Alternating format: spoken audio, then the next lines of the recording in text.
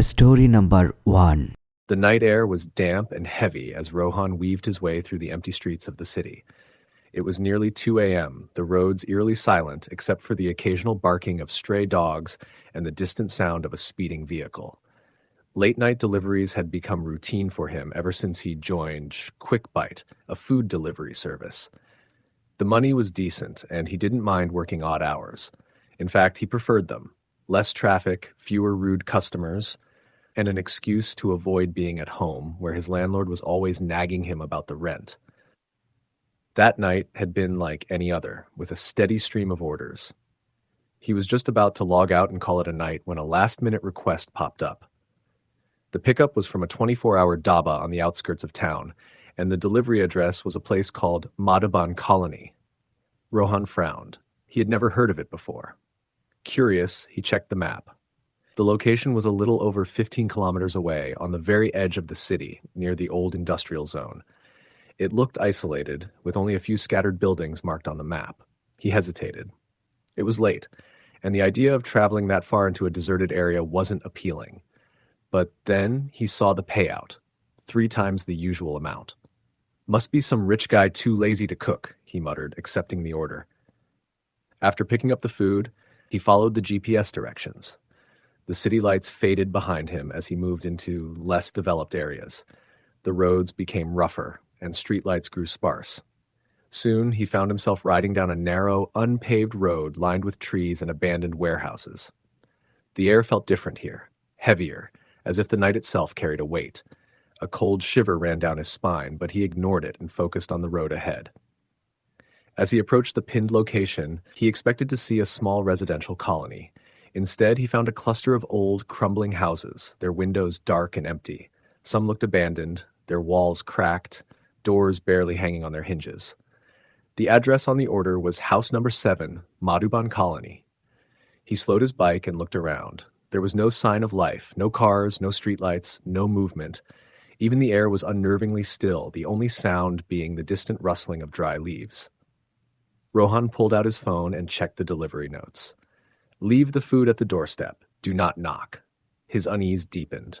Usually, late-night customers preferred not to be disturbed, but something about this instruction felt wrong.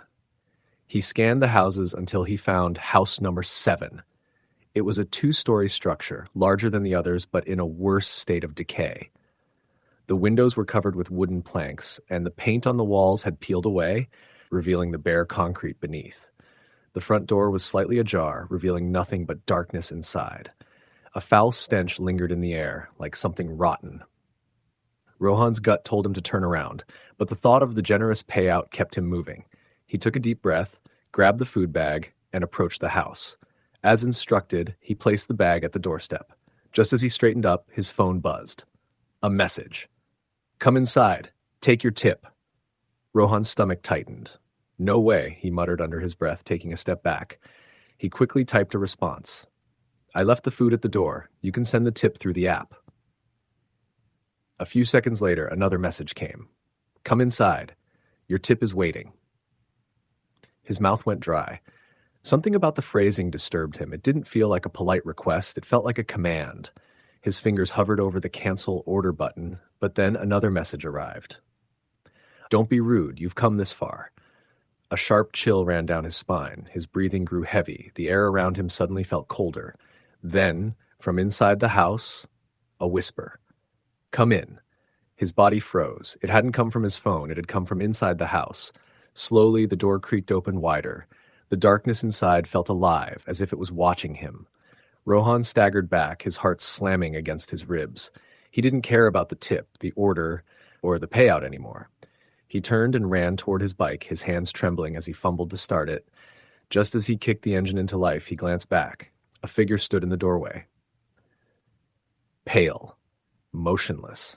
It had no face. Just a hollow, black void where its features should have been. Rohan let out a strangled yell and sped away, his bike roaring through the night. He didn't look back. He didn't stop until he was back in the heart of the city, surrounded by the familiar noise of traffic and people. His breaths came in sharp, ragged bursts.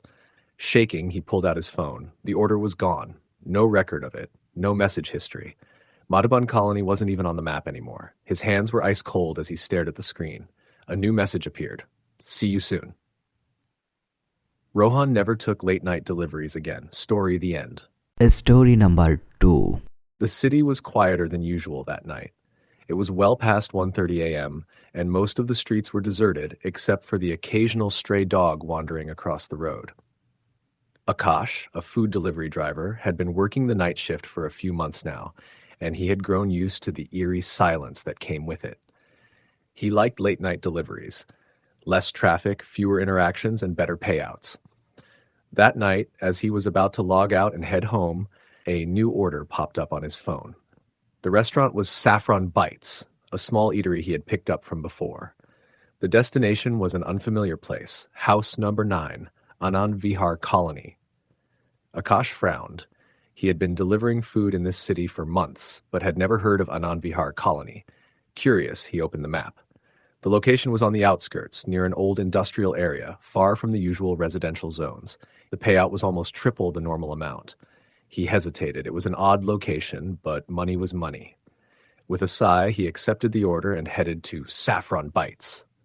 When he arrived, the restaurant was nearly empty, except for an old man sitting behind the counter. The man barely looked at him as he handed over the food bag. Order for Anand Vihar? Akash asked, trying to confirm. The old man nodded, but didn't say anything.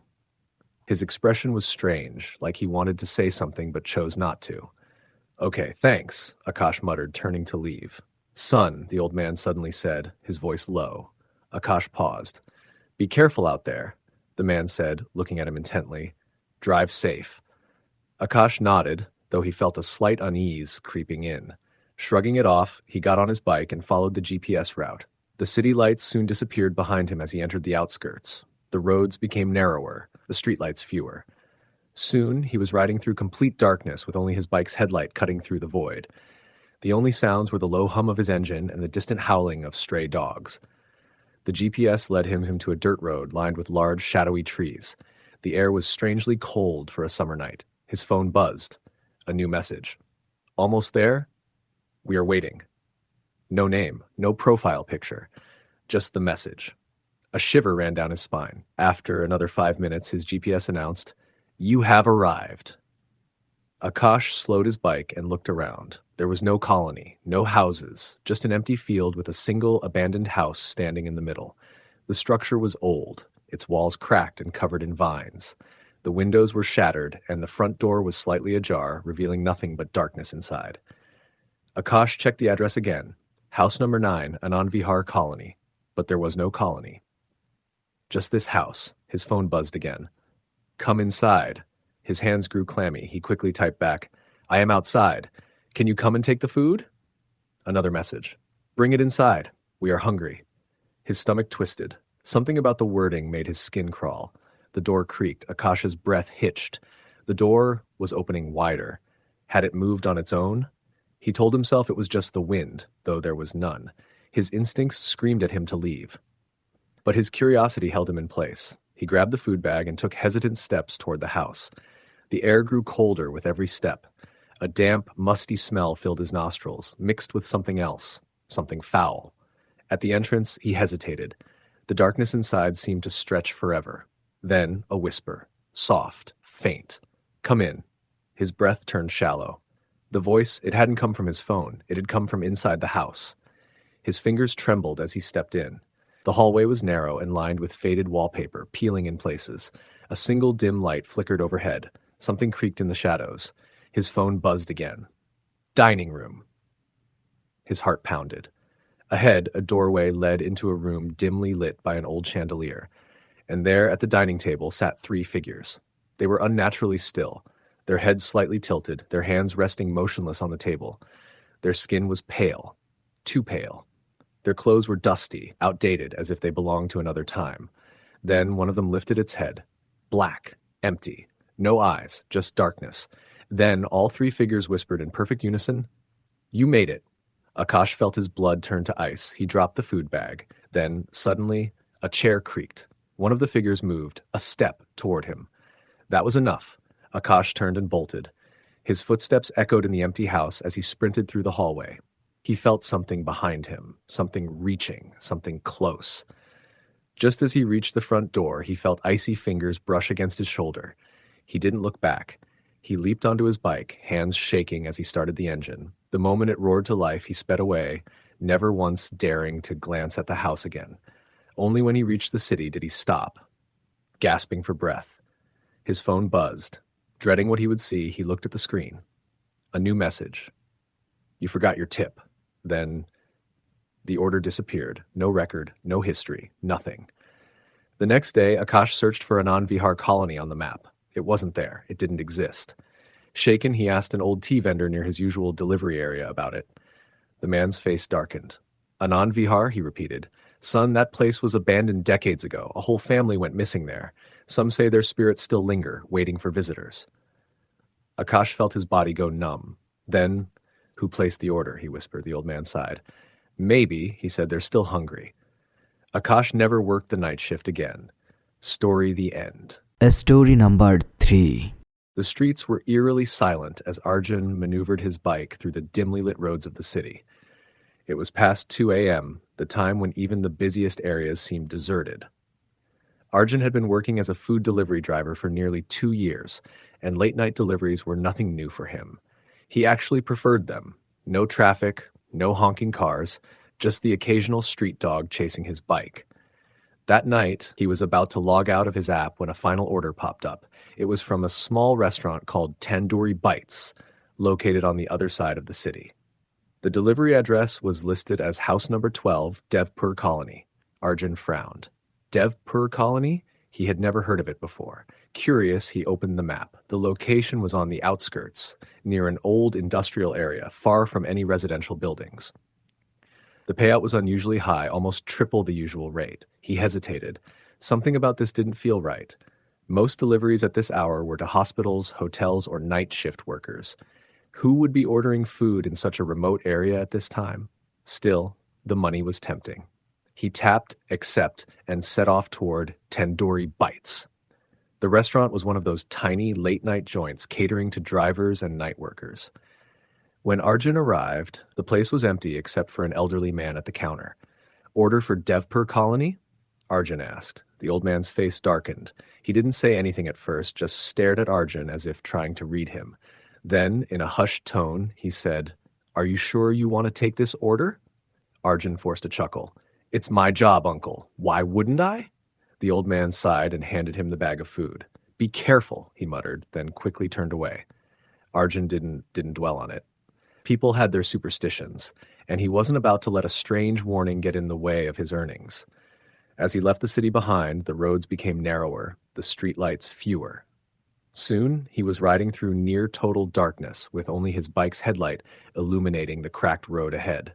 The air grew thick, the night unsettlingly silent. Finally, his GPS announced, "You have arrived." Arjun slowed his bike and looked around. There was no colony, no houses, just an empty field, an old abandoned building in the distance, its broken windows staring at him like hollow eyes. He checked the address again. House number 12, Devpur Colony. There was nothing here. His phone buzzed. A message. "Bring the food inside." A chill ran down his spine. He glanced back at the building. Was that the house? It didn't look like anyone had lived there in years. His heart pounded as he typed back, "I am outside. Can you come and take the food?" Instantly, another message appeared. "Come inside. We are waiting." His stomach tightened. He looked around. Not a single sign of life, just the whispering wind and the dark, decaying structure ahead. Arjun was about to cancel the order and leave when he noticed something strange. The front door, it was slightly open now. Had it been like that before? He couldn't remember. His hands felt clammy. The rational part of his mind screamed at him to leave. But another part, perhaps curiosity, perhaps stubbornness, compelled him forward. He took a deep breath, grabbed the food bag, and walked toward the house. The air grew colder with every step. The smell of damp wood and decay filled his nostrils. At the doorway, he hesitated.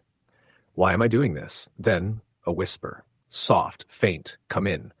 His breath hitched. The voice was neither male nor female, just a chilling, empty murmur. Arjun stepped inside. The air was thick and musty. The hallway stretched into darkness, its walls lined with faded paintings, their colors long lost to time. A single light flickered above him, casting strange, shifting shadows on the walls. "Hello?" he called, his voice barely above a whisper. No response. Then, movement. A soft creak, like footsteps on an old wooden floor. His fingers tightened around the food bag. "Sir, your order is here." Silence. His phone buzzed again. "Bring it to the dining room." A lump formed in his throat. He didn't want to go further. Every instinct told him to drop the food and run. But something about the unnatural stillness of the house held him in place. He took another step. The floor groaned beneath his weight. Ahead, a doorway led into a dimly lit dining area. And there, sitting at the long wooden table, were three figures. They sat unnaturally still, their backs straight, their heads slightly tilted, as if frozen in time. Their skin was pale, too pale. Their clothes were outdated, like something from decades ago. And their eyes, black. Empty. Arjun's breath turned shallow. His mind screamed at him to move, but his legs refused. Then one of them smiled. It wasn't a normal smile. It was wide, stretching unnaturally across its face. Then, in perfect unison, all three figures whispered, "You made it." That was it. That was enough. Arjun dropped the food and bolted. He sprinted through the dark hallway, his heartbeat a deafening drum in his ears. As he reached the front door, he felt something behind him. Something reaching, something cold brushing against his shoulder. He didn't look back. He leaped onto his bike, his hands shaking violently as he started the engine. The moment it roared to life, he sped away, never once daring to glance at the house again. Only when he reached the city did he stop. He parked under a streetlight, like gasping for breath, his body trembling. His phone buzzed. Slowly dreading what he would see, he looked at the screen. A message. "You forgot your tip." Then, the order disappeared. No history, no record, nothing. His body turned ice cold. The next day, Arjun searched for Devpur Colony on the map. It wasn't there. It didn't exist. Shaken, he asked a few locals about it. An elderly tea vendor looked at him strangely and said, "Devpur Colony? Son, that place was abandoned 20 years ago. No one lives there anymore. Not after what happened." "What happened?" Arjun asked, his voice hoarse. The old man sighed.